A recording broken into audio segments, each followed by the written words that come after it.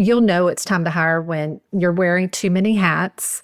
You're not able to do the things that you love and excel at. Like if you're really good at the marketing of the business or the business development, but you find yourself doing admin type work all day or social media, you know that it's time to probably outsource.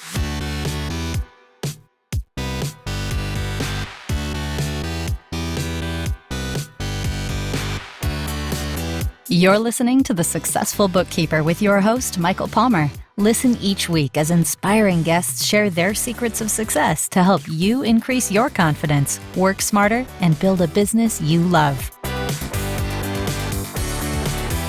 This episode of The Successful Bookkeeper is brought to you by PureBookkeeping.com, the proven system to grow your bookkeeping business.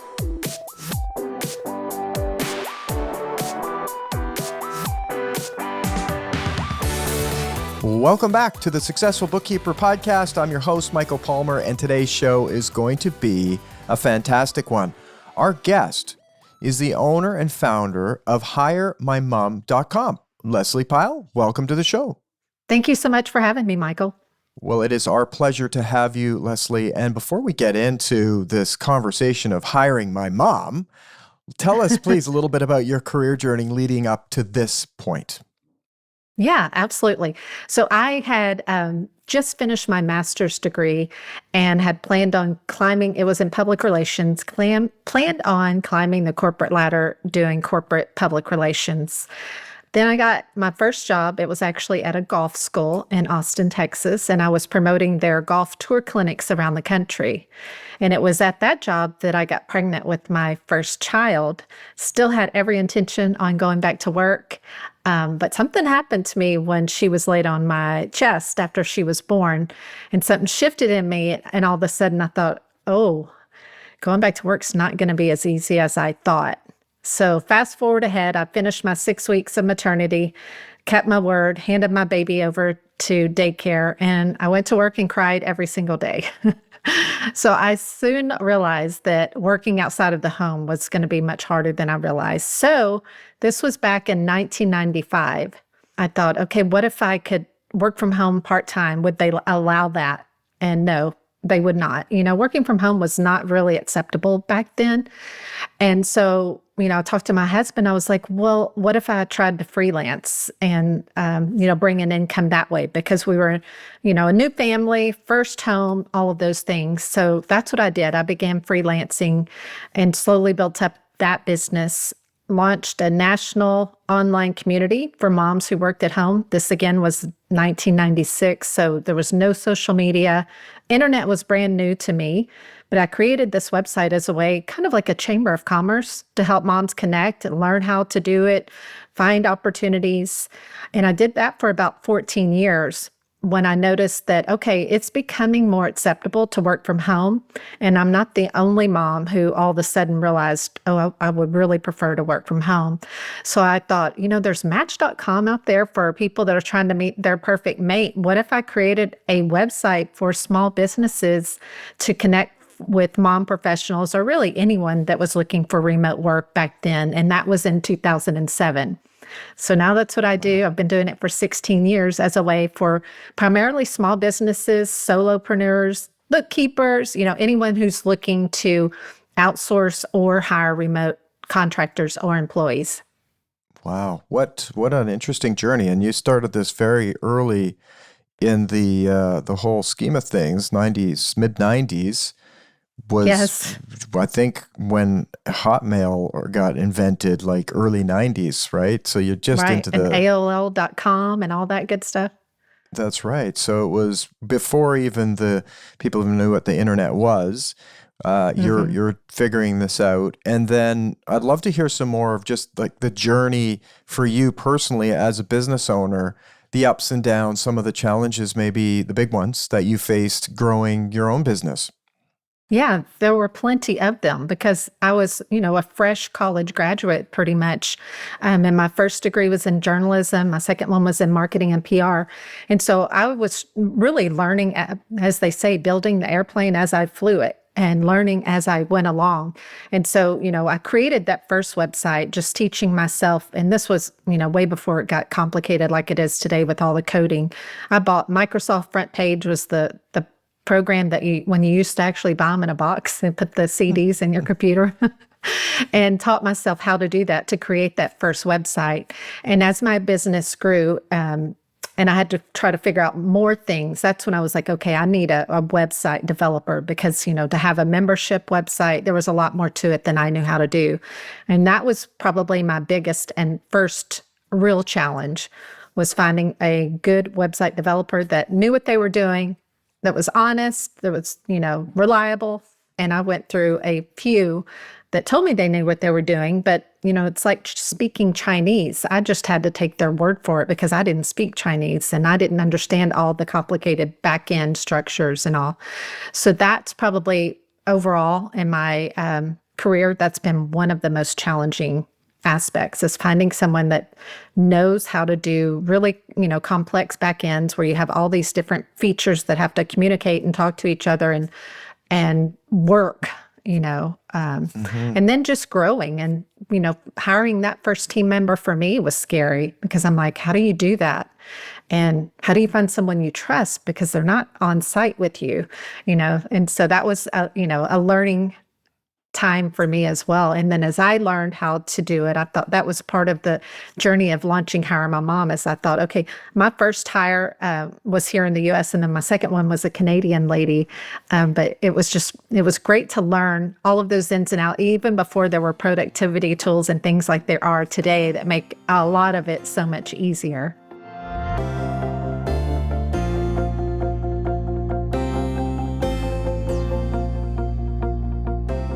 Wow. I'd love to hear that story. There's kind of like the before you started HireMyMom.com, which you started in 2007, which even then, very early time to, create websites and all that good stuff. What do you feel like has been like, what has it been like now from 2007 to now in terms of the technology and how you do your business, as well as how the rest of the people you serve, how the world has changed for them as well? Right. I feel like things have gotten so much easier. The internet, Zoom, productivity tools, keeping the team organized. Like used to, you would send an email to your teammate and, they might do that. But then a month later, they're like, oh, yeah, I forgot. How do I do that again? We didn't have a good way to store like SOPs and workflows and things like that. Like, today you have the Google Suite and you can have Google Docs that you can share with your team and SOPs that the team can have. You have tools like Asana where, we have different boards for marketing and blogs and virtual assistant tasks and things like that. It keeps everything so much more organized and you always know where to go when like, oh, I haven't done that in a while. I don't remember exactly what the steps are. Well, I just have to go find the board and there it is. So I feel like it's helped us be much more efficient. It also helps us communicate in ways that are consistent. So we don't have to go digging for those emails any longer and try to figure out what it was that we said, 2 months ago. We just try to keep all of that in our collaboration tools so that everything's in the same place. You might have to use this keyword search, but it's much easier to find and stay on top of things for us. Absolutely. Wow. I mean, just always interesting to see the trajectory and things as they change. You've been in business, as you said, for 16 years now. And so you serve both the mom that is looking for some of this work, but you also serve the business owners who are looking to find someone that can do some of that work. I'd love to hear a little bit of both sides, what the ups and downs have been on growing the ones that are looking and also looking for the ones that the challenges may be for the people who were hiring at the time. Yeah, I think for the small business owner, we tend to get a lot of first-time hires for small businesses. I think because they realize we are more of a boutique service. We're not as intimidating as, if you were to post a job on Indeed or LinkedIn, you would get inundated with thousands of applicants, sometimes within the first 24 hours. So it's a good way for a small business owner or a solopreneur can post a job and they might get 20, 30, 40, 50 applicants. And it's much easier for them to sort through those versus the 900 or 1,000 or so.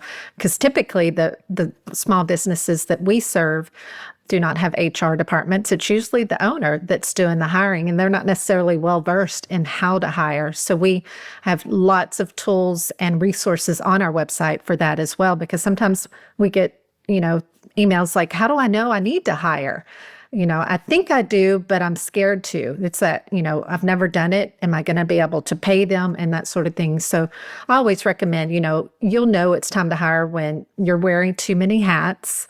You're not able to do the things that you love and excel at. Like if you're really good at the marketing of the business or the business development, but you find yourself doing admin type work all day or social media, it's time to probably outsource. Also, if you're working too many hours and you don't have that time with your family, your customer service is slipping. You're not providing that excellent customer service that you want. And another one is if you don't have the capacity to take on new business because you're too busy. So I recommend, even if you only need, say, a virtual assistant for 5 or 10 hours a week, start with that, and you may grow in where you need that person 20 hours a week, or you may not, but you can stay consistent with that. And then you may decide that you need someone to help with social media or someone to help with writing blogs, whatever it might be. I recommend finding someone well-versed in each of those areas versus trying to hire what we call a unicorn who can do your social media, your virtual assistant, your customer service. Well, bookkeeping would be out since you're all the bookkeepers of the world. But what I'm saying is you don't have to hire someone even 20 hours a week. You can hire them for what the need is that you have. And the job seekers on Hire My Mom, if they're looking for more than that 10 hours, then they'll apply for another job that's for 10 hours. And that helps them grow in that skill set. So they'll be doing, virtual assistant work that you need, but also that a different client needs. And then they might learn something in that role that they can bring to you and say, this is how we're doing it for another client. And I think this would be more efficient for you. So I think there's win-wins on both sides when you do that. That's right. It sounds like you're kind of meeting people where they're at, and that's part of that hiring process, both for the person looking for the work and also someone that's maybe looking. And the more narrow, as what you're saying, the more narrow the function, the more likely they're going to be able to do what you need them to do. Do you find that there's like a majority of what those first-time hiring businesses, what is the role that they're typically going to start with? Is it the social media or virtual assistant type work? What's the majority that you see? Yeah, I think majority of time, the first thing that people hire for is a virtual assistant because they can get some of those administrative tasks off their lap and then focus on their other areas that they want to grow in or, put more time in. Because when you can get someone, to answer the emails that come through your website or answer the phone calls or do some of the, daily tasks that take up a lot of your time, then I think it opens you up. And then if you're like, okay, I've got that taken care of. Now, what if I had someone who helped me with social media? Even if you're still writing some of the content, and I recommend that early on so that they get familiar with your voice and it truly sounds like you and not someone else, then you can look at outsourcing the next thing. And I think that's how you grow, because when you're, so confined in everything day to day, you're not able to grow and take on new business. That's right. That's right. And, I guess the fear you mentioned the fear, and I hear it all the time, like fear of hiring. How do I know when I'm ready? What do you think some of the big fears are? I mean, I would start with one of them being like, what if I don't hire the right person? Are there others, and what do they do about it, or how do you help them overcome those fears, or what things do you put in place to help alleviate any kind of error that they might make along the way? Yeah, I think the first thing it starts with is having a good job post. We get everything from a 10-page book to a 2-sentence job post. And in my opinion, neither one of those are the right fit. Right. You want to give enough information, but you don't want to overwhelm the job seeker where it's so much information, they're not even going to take the time to read it all. So I recommend, if you can fit it on one page, that's probably about the right amount of information, maybe less or maybe a little more. But, I say start out giving a brief description of what your company does, share your mission statement and your values, because this will help attract the right type of candidates. So they can get a feel for what type of business, what type of person. And then you're not going to, if you're an elephant, you're not going to attract an alligator. You want someone that's somewhat aligned with you. You also obviously want to list the company, the role, the requirements for the position, what they'll be doing, any necessary experience or things that you would like them to have. You also want to share the benefits. What are some of the benefits working for you and for your company? Even if it's not tangible benefits like medical plan or something. Maybe there's a benefit where, you get Fridays off, or we have the best team meetings. We have a fun culture, whatever it is for you. And then I say don't overwhelm the job seeker, because I see some of these job posts that say apply with this and use this font and this bold and this, which, if you're looking for someone super detailed, that's important. But I would say some of those things could probably wait till round 2. So you've reviewed let's say 30 people that have applied, you've pulled out 10 that look like they could work, then maybe have them do some of those tests in round 2. That way you can weed down who you might want to interview.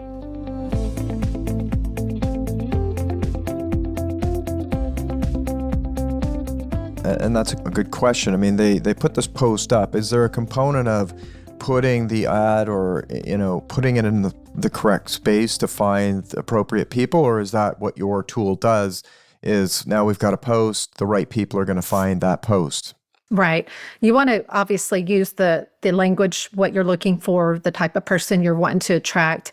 And one of the things that's a little bit different on Hire My Mom is the job seekers pay a subscription to apply to these jobs.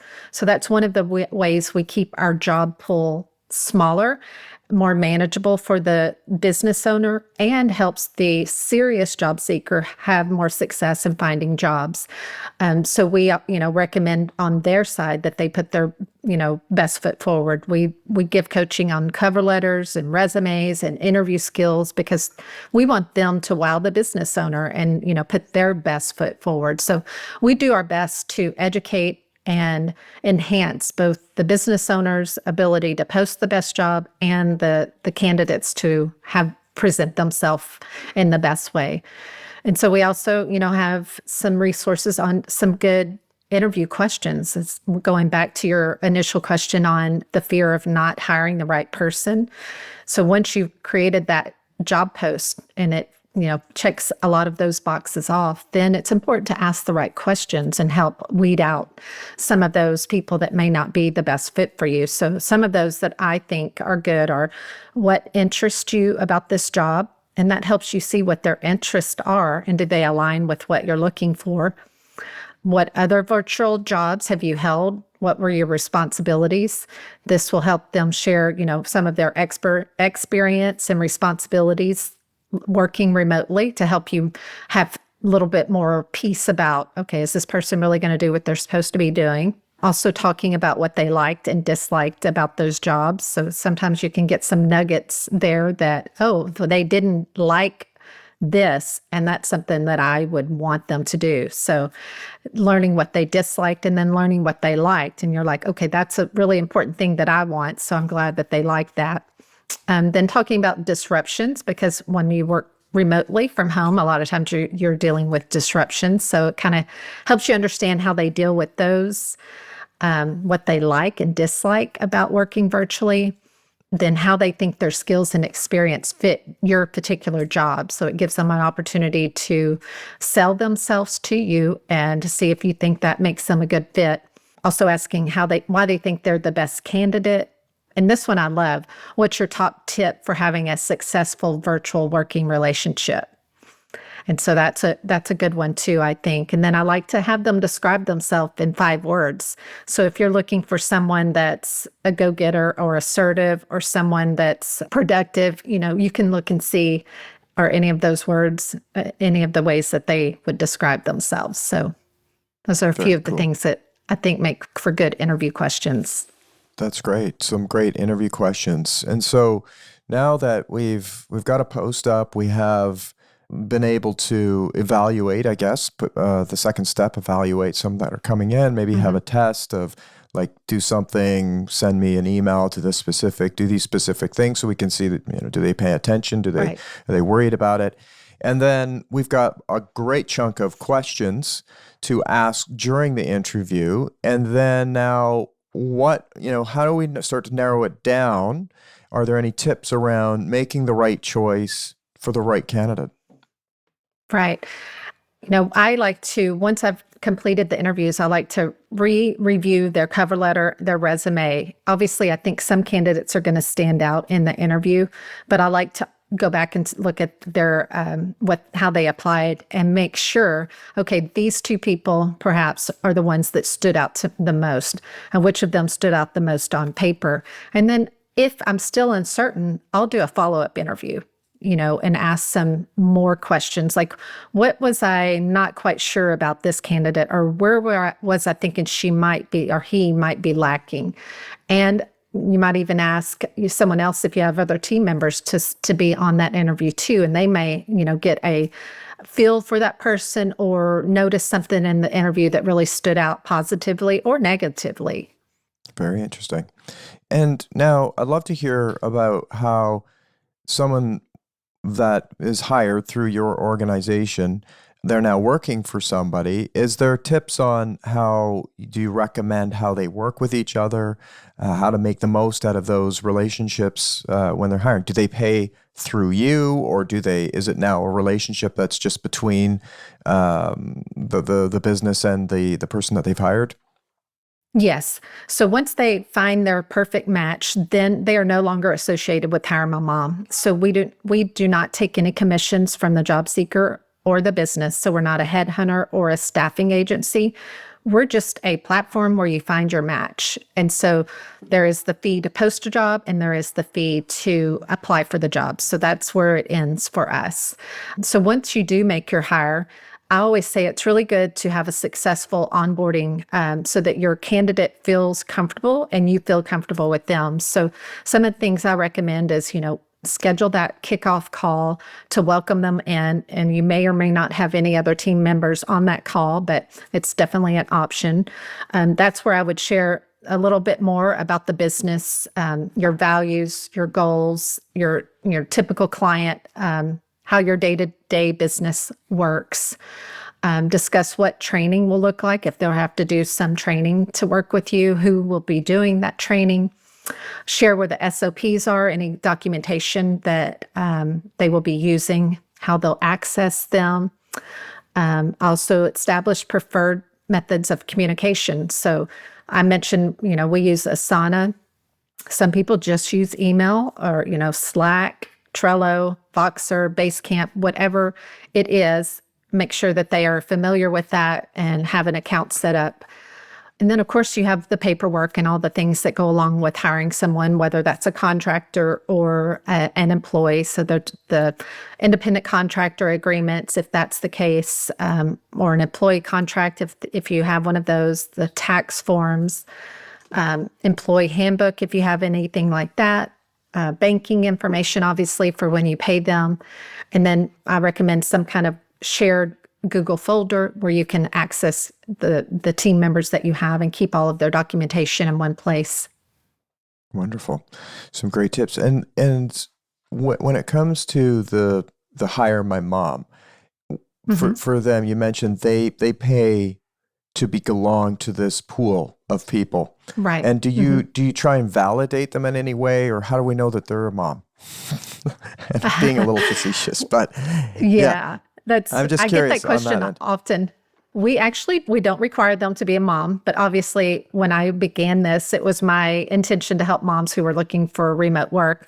And I've had lots of people say, well, why don't you include dads or, dog moms or whatever it might be? And they are all included. If you go to our FAQs, you'll see that anyone can apply for these jobs.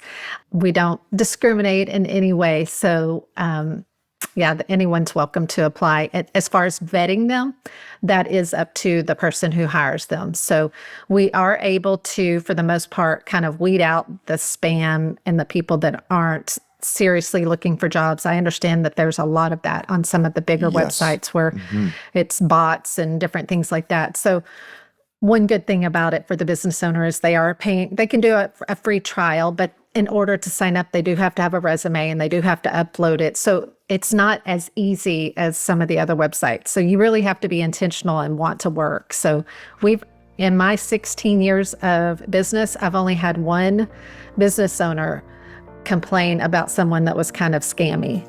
So I think we do a pretty good job of weeding them out.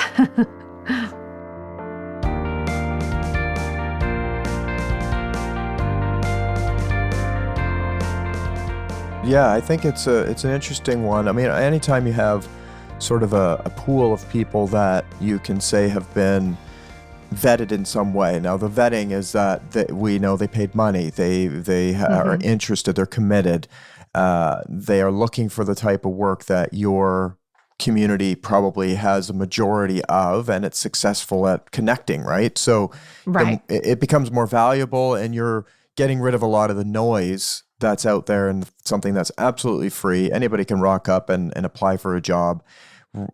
You get, like you said, 1,000. So this is taking it down to 20, 30 to, it's like a 10x return on your time and vetting. So it's an interesting model, and I'm sure valuable. So many are looking for things and people, and I know when you're hiring, the concept of hiring somebody who isn't looking for a full-time job, that's also, I think, another piece for a first hire, is that if someone's out there looking for full-time work and they're applying to, even though you're saying it's 10 hours a week, but they really want full-time, that again is a real challenge and can waste the time of both the seeker and on the job side and the business owner. So I think that's another benefit to being able to go into a pool like this. Yeah. And we do sometimes have, I would say, far more of the job posts are part-time, but we do have full-time, people that are looking for a full-time accountant or whatever. It might be an agency looking, so we do get those as well. Obviously, they're all remote. Occasionally, we'll have somebody in, Philadelphia say, hey, we'd really like someone to come in the office one day a week or one time a month or whatever. So we occasionally do have those, but it's listed in the job title, like must be in, so that it's clear. But I would say 95 to 99% of them are fully remote.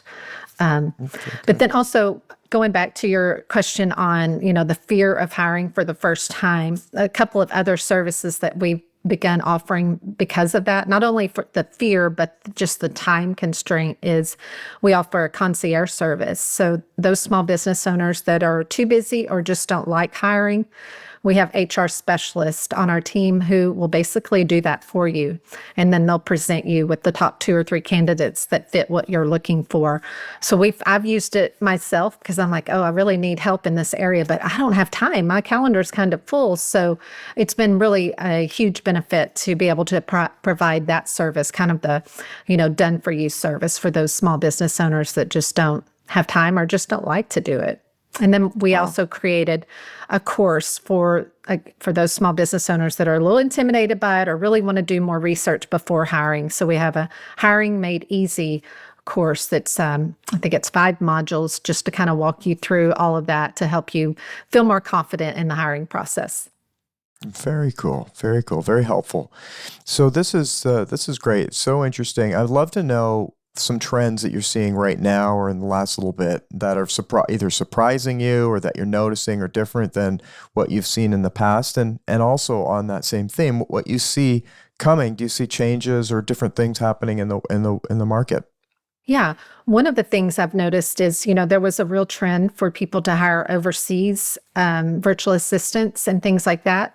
And I think it still can be a viable option for some roles, but we're seeing more and more small businesses who are seeking people in or near their time zone in the U.S., who also are familiar with U.S. business culture, who speak fluent English, and who, like I said, are available. So if you, hire someone that they're 1 hour time zone different, it's easy to collaborate and work on things together. But when your assistant is 12 hours different, and you're sleeping when they're awake and vice versa, I've learned that's a real challenge for some small business owners, as well as I've learned that sometimes when they get hit with these typhoons or weather conditions, they can be out of touch for 2 or 3 weeks at a time. So that's another reason some of these businesses have said, okay, we can't do that anymore. We need someone who is in or near us and, also has that ability if they're customer facing, talking to our clients and the clients aren't having issues understanding them. Mm-hmm. Yeah, absolutely. And what about trends? Do you see any other trends coming in the future? Well, obviously with COVID and the pandemic, that really opened up everyone's eyes to remote work. So even those companies that were not interested at all were pretty much forced to try remote work. And so that's been a real benefit to those of us who have worked remotely for years, just to see, okay, yes, it can be done.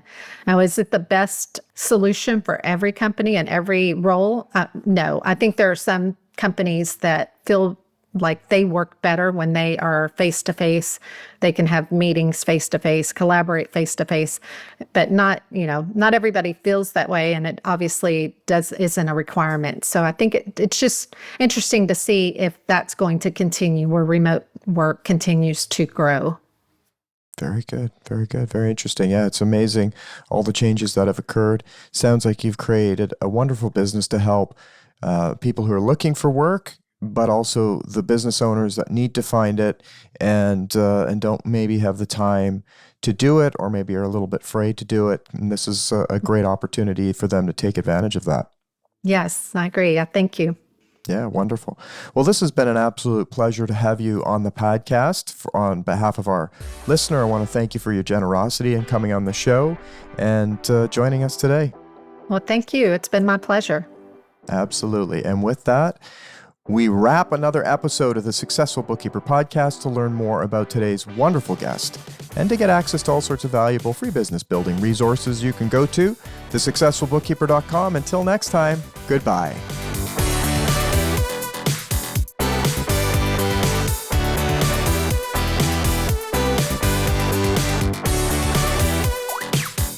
You've been listening to The Successful Bookkeeper with Michael Palmer.